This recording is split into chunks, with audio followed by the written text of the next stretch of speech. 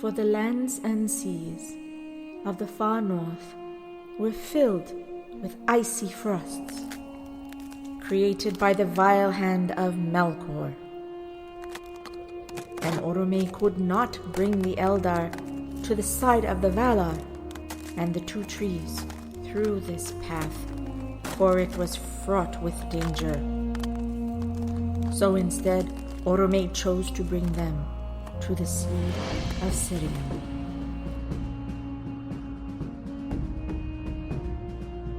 And as they journeyed across Beleriand, the Vanyar, the Nolder, reached the western shores of the Hitherlands, along the vast but narrow seas that had been formed during the Battle of the Powers.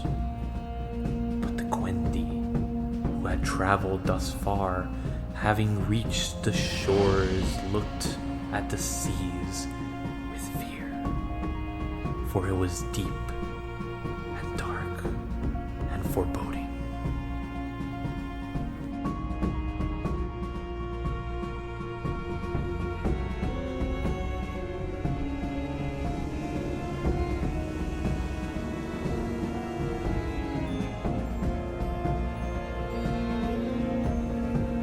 So Ulmo, who was lord over the oceans and its realm, would come to the shores with his horns made of shell, to welcome and still the fears of the Eldar, and assuage the tumult of those who might rather stay on the shores, for they had already faced so much.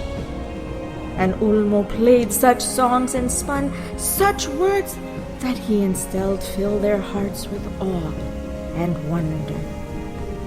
Because of his hailing words and the music he made for them on his horn, the Quendi now longed to undertake the crossing.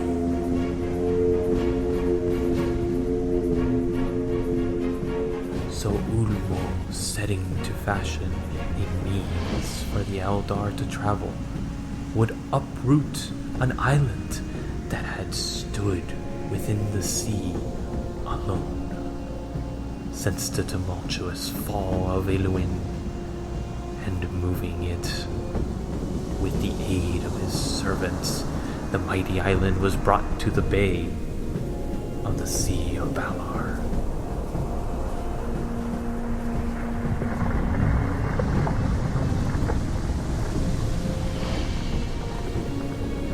So the Vanyar and the Nolder took leave of the shores and set upon the newly fashioned isle to be borne as a ship to the shores under the mountains of Aman.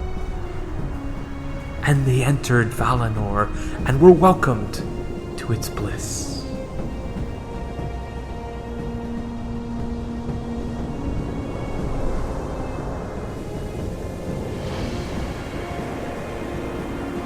And when the isle was borne by Ulmo, the eastern shore had been torn asunder, and resting there would be known as the Isle of Valar, where Osse would often journey.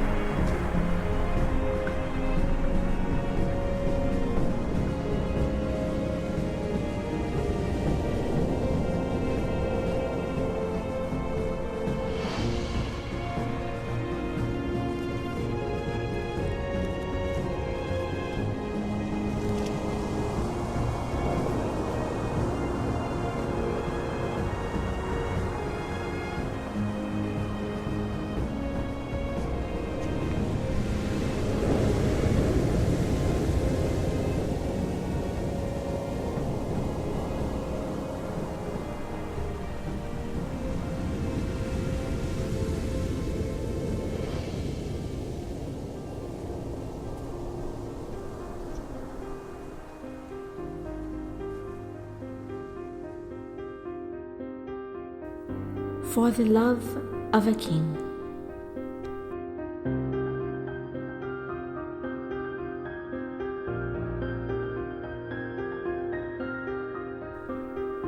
And it happened that the Teleri was sundered from the Nolder and the Vanyar, for they were hard wont to leave their king, Elwe, who had long been gone from their sight. And many searched for him, for it was his eyes that had witnessed the majesty of the two trees, and he was their king most beloved. And waiting for him, they would abide in the forests, deep in the Middleearth, in East Beleriand, should Elwe return. And so it happened, they would miss the summons of Ulmo to travel to the sea.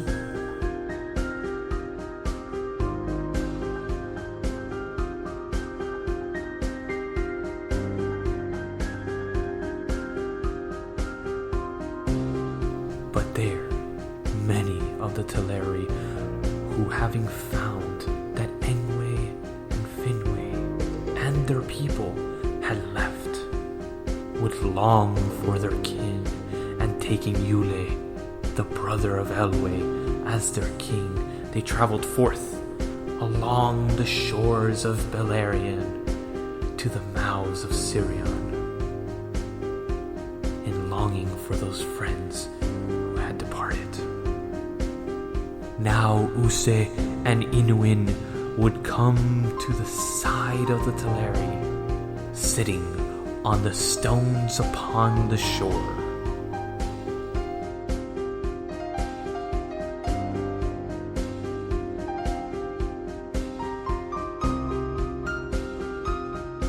And Use, with a fondness likened to that of a father, cleaved them to his soul and raised their knowledge of his rights and work as his own kin, teaching them the ways of the sea, of the oceans, the music, and the truths of the water.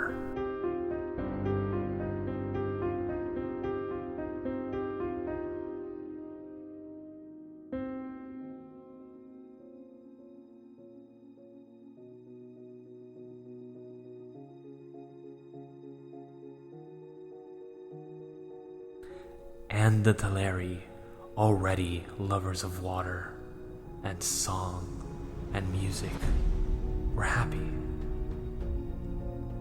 And their songs were filled with sounds like waves upon the shore.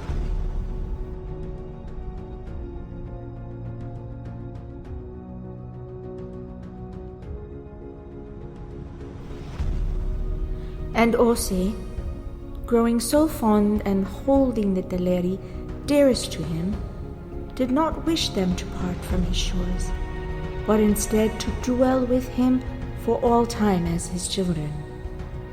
And Ose grew to love beyond measure the children of Ilúvatar, the Teleri.